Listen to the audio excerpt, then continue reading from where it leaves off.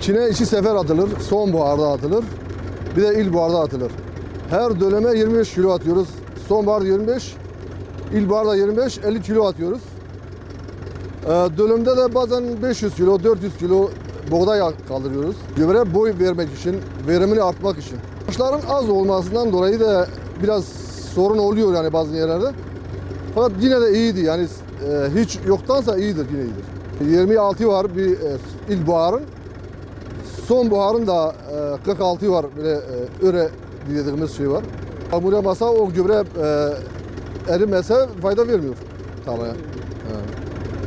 Peki Devlet mazot desteği bu sene olur 2018 yılının Cumhurbaşkanı dedemiyle yarısını veriyor şu an bundan sonra.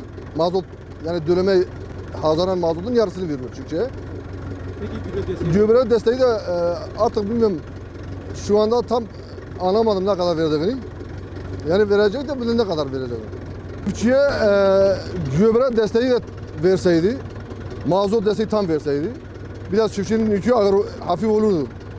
Ama yarısı da verse yine de bu yoktan daha iyidir. Yarısı da verse yine iyidir.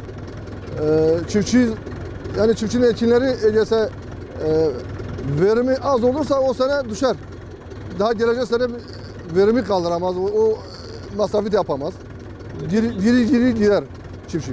Peki. Yok ki sulu arazi değil ki susuz tarladır. Susuz tarla yağmuru bekler. Yağmurdan olmasa bir şey yapamayız. O sene hep boşta gider. Nohut ekiyoruz, ayçiçeği ekiyoruz, mercimek ekiyoruz, buğday, arpa ekiyoruz. Ektiklerimiz bunlardır. Yani susuz tarla bunlar abi. Sulu olsaydı pamuk ekerdik, mısır ekecektik. Suda şu anda olmadığına göre sadece susuz tarlaları sürüyoruz. Oh,